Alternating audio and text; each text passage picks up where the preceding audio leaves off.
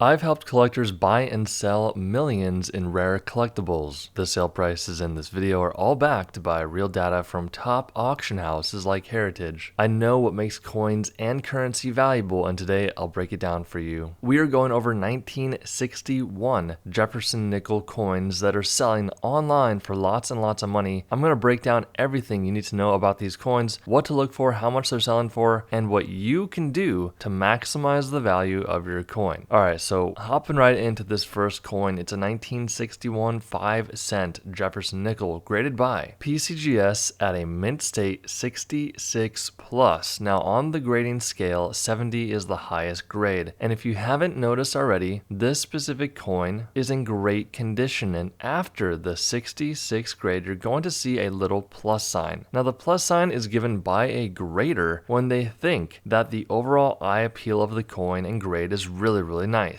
It might seem a bit silly, but the plus sign will add a significant amount of value to your coin. So if you get your coin graded, ideally you get a plus sign after the grade, but it is quite challenging and rare to get that. There were only two mints that struck Jefferson nickels in 1961, and that is Philadelphia and Denver. Denver minted coins are going to have a D mint mark on the coin. Philadelphia minted coins will have no mint mark whatsoever, just like this one that sold for $139. Up next, we have a 1961 5-cent Jefferson nickel, same exact type of coin, Philadelphia issued, except this one is only 1 point higher. Keep in mind, Philadelphia had a mintage of 73,640,000 of these coins produced, which may seem a lot, but compared to a lot of different mint runs, this is not that many coins produced. But we wanted to show you this example because 1 point difference can mean the difference of a lot of money. This coin at a 67, which is 1 point higher than the previous coin, sold for $613, $2,880 for this 1961 5-cent Jefferson nickel graded by NGC at a mint state 66. So it is the same grade as the first coin, but it sold for $2,880, and here's why. So the biggest factor here, guys, that you're going to want to pay attention to on these coins is the full steps on the back of the coin. The steps here that you see on the building in the center of the coin are very important. Now, if you didn't know, that building on the back is Monticello. I always say the name of that building incorrectly, but essentially that was Thomas Jefferson's home. And the steps are important because of this one reason. These steps are the hardest area to strike during the minting process. Also, they are the highest point on the coin, so they get worn down the quickest. Not many coins have these full steps, but keep in mind, the full steps only really matter if your coin is in uncirculated condition. That means your coin has not gone out into pocket change and it does not look like it's in bad condition. You can still technically have a full stepped coin even if it is in circulated condition. However, grading companies like NGC and PCGS will only designate the full steps on your coin if it is uncirculated. So that's very important, guys. But understand, having full steps on your 1961 Jefferson nickel will dramatically increase the value of the coin, because look at this coin that sold for $2,880. Here's another 1961 Philadelphia issued 5-cent Jefferson nickel graded by NGC at a mint state 66, and this coin has 5 full steps on the back. So looking once again on the back, you can see clearly there are full steps that were struck on this coin, which is not an easy feat to get on your 1961 coin. So the big takeaway here, guys, is pay close attention to your 1961 coins, because this one sold for $2,520. Moving right along, this coin sold for $5,520, and here's why. So here we have a 1961 5-cent Jefferson nickel graded by PCGS at a mint state 66 with the full steps on the back. Here's the interesting part. This coin sold later in the same year as the previous coins we talked about. There's not too much of a difference here compared to the previous coins. Sometimes things like eye appeal of a coin can really positively or negatively impact the value of the coin. Overall, this coin does look like it's in relatively good appearance, and someone may have gotten into a bidding war with someone, causing the price to skyrocket as they were bidding against each other. This is a beautiful coin, guys, and that is why it sold for $5,520, $9,000. So this coin sold in the same year, 2023, but earlier in the year. Now, do understand that coins can go up or down in price over time depending on market demand. Surprisingly, this coin sold for $9,000. When I'm looking at this coin, I can see a bunch of imperfections on the front of the coin. It just simply does not have great eye appeal in my opinion. It makes completely no sense for a coin like this to sell for this much, but we do have a verified auction sale that was paid in full on Heritage Auctions, and it sold for $9,000. So not too much to go off of here, guys, outside of the fact that someone had this coin, they got it graded, they put it online on Heritage, and got it sold for $9,000. Now imagine you come across a very rare coin. What do? First of all, please make sure you handle it with care. The last thing you want to do is drop it or damage it, decreasing its value immediately. Next, you're going to want to contact a few coin experts. These guys will help you and tell you if your coin is rare or not. Please don't badger them too much. If you go to all 3 different coin shops and they all tell you the same thing, then there's a high likelihood that your coin is unfortunately not rare. Last thing we recommend is just doing your own homework and research. We do have a free coin and currency ebook down below. If you want to click on that link and get it, there is no strings attached, but it's going to help you understand the basic fundamentals of coins and currency, what they're valued at, how to maximize the value, and a bunch of other great information inside. We do hope you enjoyed this video, guys, and we will see you in the next one.